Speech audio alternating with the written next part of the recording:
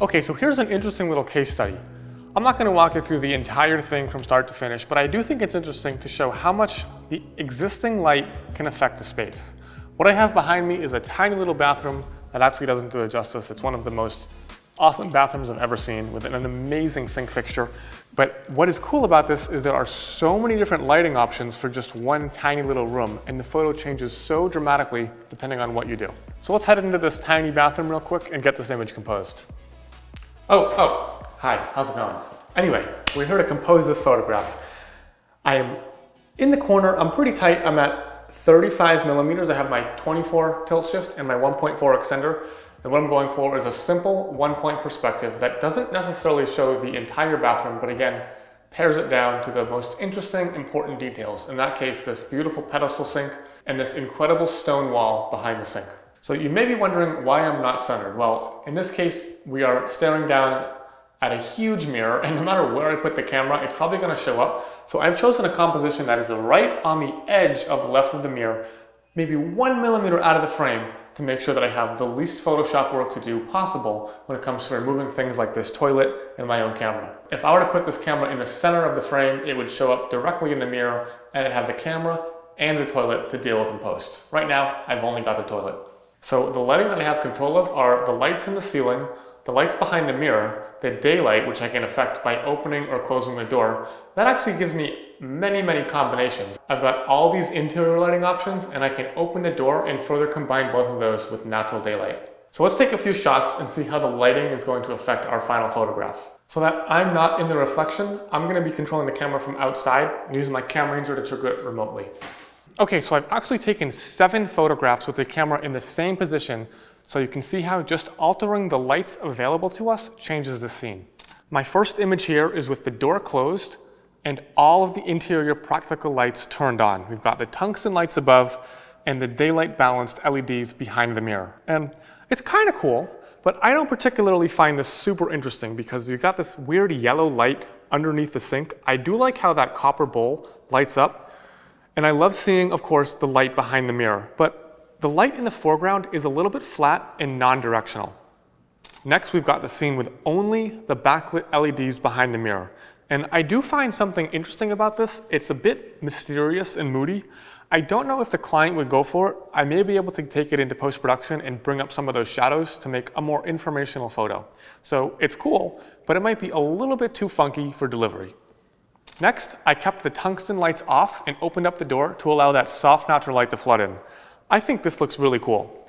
You have the backlit LEDs behind the mirror, and you get a nice directional light from right to left, which gives that sink a lot of dimension rather than just being flat like the previous photo where it was only really lit from above. Another interesting thing about the shot is the really cool sort of monochromatic ghosty color palette that it has. I think that's pretty unique, and it sort of makes the sink the star of the show because the only thing that isn't black, white, or gray in the shot is the interior of that sink bowl, which I think is really cool. Next, I turned off the LEDs backlighting the mirror, and this is a style that's really seen in a lot of magazines these days. All the lights turned off, nothing but natural light. I like it here as well, but I think we're missing a huge feature of the bathroom, which is that amazing backlit LED behind the mirror. So this is a pretty cool shot with very strong directional light, very strong from right to left, and you can see how it carves out the shape of that sink. Pretty cool, but I don't know if I would deliver this because, again, we're missing half the point in this bathroom, which is that amazing backlit mirror. Moving on, I closed the door, turned off the backlit mirror, and only used the tungsten light in the ceiling. This, to me, is probably my least favorite because we get really nothing sexy about this space. The light is pretty flat and directly from above, and obviously you miss the entire cool feature that is that backlit LED mirror.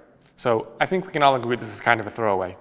Lastly, and what I actually think looks pretty freaking good, is a shot with all the lights on and the door opened up. Now, some people are like, you don't want to mix color cast with different light sources, but I think here, it works pretty good. We get directional light from right to left. We get that backlit mirror, which is pretty neat.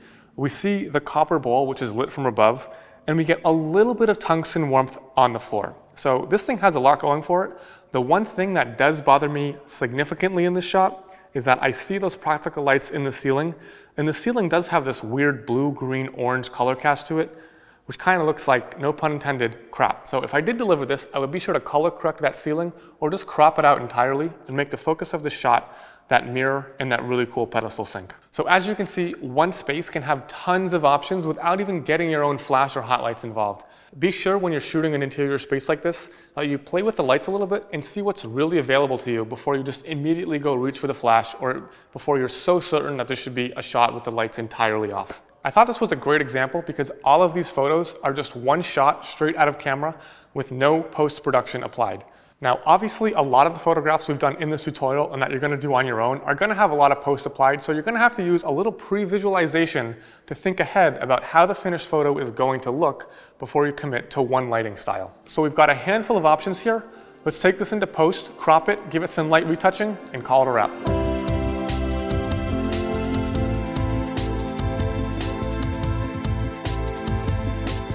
All right, so here we are in front of the computer and we've got our images lined up. Now, again, this isn't the most intense post-production lesson. This is more of a location lesson, but I want to go through and pick my favorite and edit it to completion anyway. So here is our first shot with the door closed and the bathroom lights on. We have the that mirror light on. Here's our second shot with only the mirror light. It's kind of got like a really sexy mood to it, yeah? I think it does. I think there's something cool about that. And then we open up the door and you can see a little bit of natural light and a little bit of that backlight from the mirror. And now we have only the natural light. And here it is with just the practical light above, which to me feels very flat. And then here it is with the door open and the backlight on and the practical light on. I think I'm kind of torn between this here, just the backlight and the ambient light out the door, and the mix of all three. The reason I don't love this, I feel like it sort of accentuates the toilet back there. I don't want to see like the little toilet brush or the toilet itself. And yes, I suppose we could have taken that out, but when we turn off the practical lights above, we again selectively sort of hide that toilet in the background. And I think that is probably my favorite there, without big toilet behind us. So door open, backlight on. There's also not a lot of color cast there, but we could totally edit that out very easily. So I'll just do, I'll edit a couple of them. I'll do some light edits here and we'll see how things look. I'm going to start with this guy. Door open, lights off. I don't want to pull the shadows up, because I pull the shadows up, the toilet becomes prominent. Not really necessary. Highlights, maybe like a smidge down. I don't want to go too far down. I want to keep some whites in here. Maybe we're a little bit underexposed. I definitely think we need texture and clarity to bring out the stone here. Right, you can see it kind of goes from a muddy mess. I think we could use some contrast. I don't need to crank this, that's a little bit much, but 20 maybe? 16. Vibrance and saturation. Because we're working in predominantly natural soft daylight, we don't have any, crazy white balance problems here. It might be a little bit cool, but I don't really hate that. And I think from here on out, it's just a matter of getting those vertical lines dialed in. I'll probably, I'm going to take out this little guy. I'll take out this guy. And I'll take out this vent. Let's go one further and clean this up as much as I can.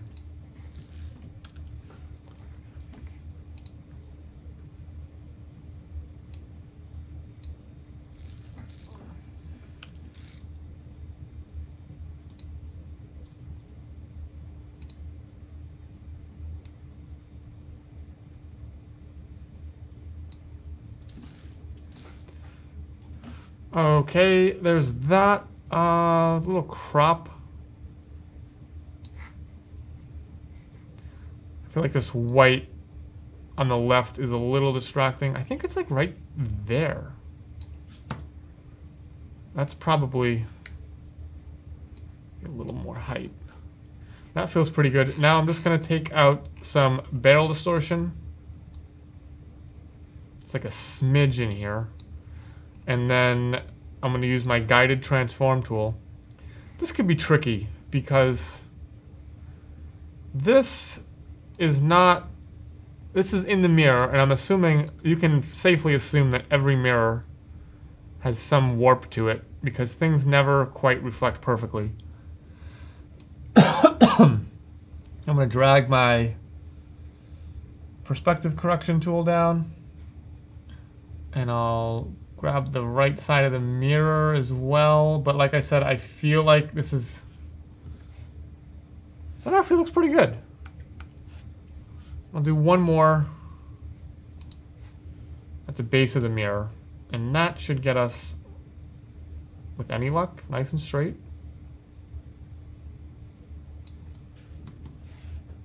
Yeah, that feels really good. And there's our first shot. So I'll go ahead, I'll give that a little rating. I'm going to take most of these adjustments and apply them to this one with the lights on. And that looks pretty good, but I'm going to desaturate. Yikes. All right, I see some problems. We took our cloning, and it looks kind of goofy, so I'm going to have to go in here.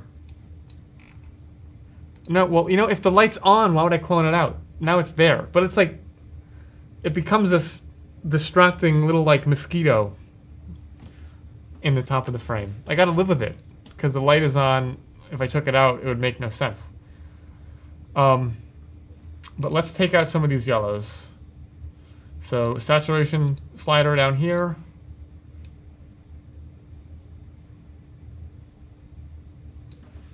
A little less intense in the yellows.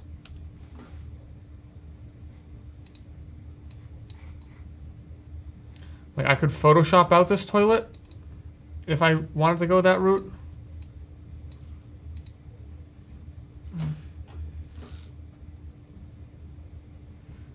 It's just a matter of copy and pasting this pattern from behind the wall down here, and then extending this tile all the way back. You know what? We're here, let's do it. I'll just show you how. Okay, here we are in Photoshop. First thing I'm going to do is get rid of this art hook. I'm just going to duplicate my background here. Shift F5. Get rid of that. And I'm going to take, let's see. Give me this big chunk of wall here. Copy, paste. First thing I'm going to do is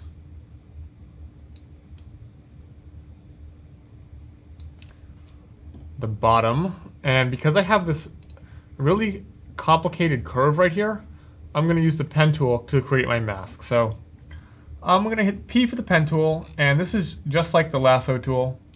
Very important to learn this if you're going to be an architectural photographer.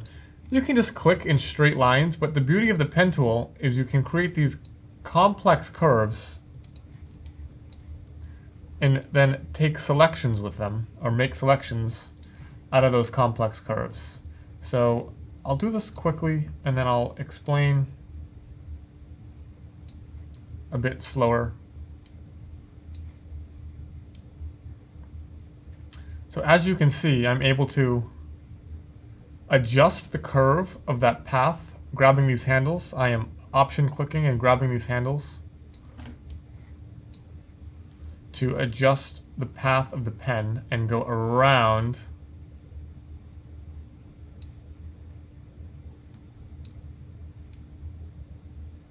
the sink.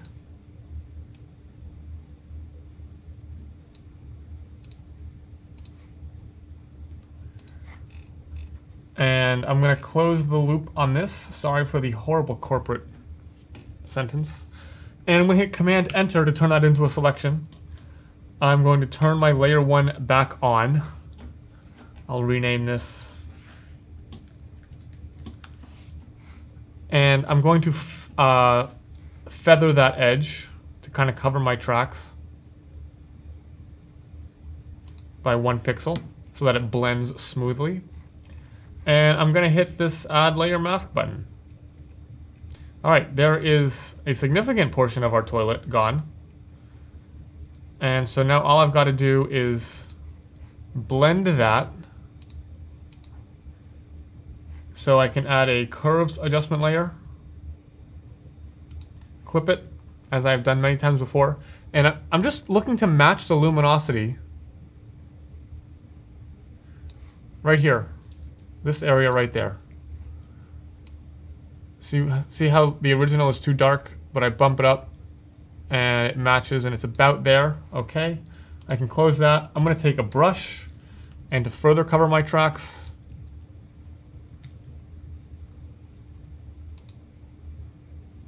I can slowly and softly brush away that edge. There we go. Okay, so that looks really good. I'm going to get rid of this little Cam Ranger bag here. Just make a selection, the marquee tool, grab the clone stamp, and just pull that out.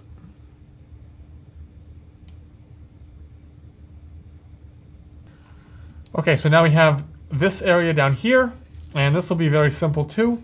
I'm just going to, I'll grab the pen tool again.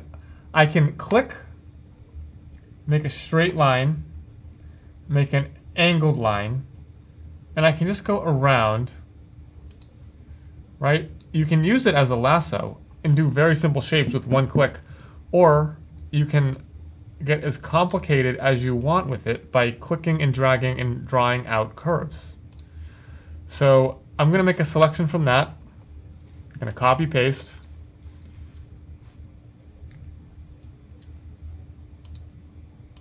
And then I'm going to go to the Paths tab over here and command click to reactivate that pen path. I'm going to create a mask on my new floor fix layer, and I'm going to decouple them or delink. That way when I transform the actual pixels, the mask on top of it does not transform at the same time. And I'm just going to stretch that out. And like I did up above, I'm going to have to add a curves layer to it and darken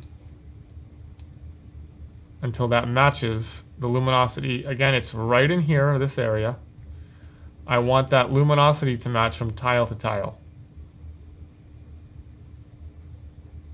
Close enough, right? And I'm going to, again, take a brush, soft brush, and gently blend out that edge to cover my tracks.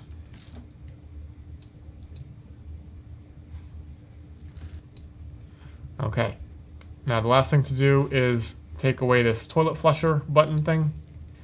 So I'm going to make a new layer, grab my pen tool, same thing, I'm going to pen tool this edge, going to make 2 points, click and drag to give myself a nice curve. Alt or Option click on that last point to get a straight line. Because if I try to just keep going from here, I'm going to get this curve. I don't really need that. I mean, you can do it either way, but you can reset that curve by Option clicking or Alt clicking. And just get myself a nice bounding box here. Command Enter, feather the edge, take your brush, your clone brush in this case. I'm just going to clone from one layer above here.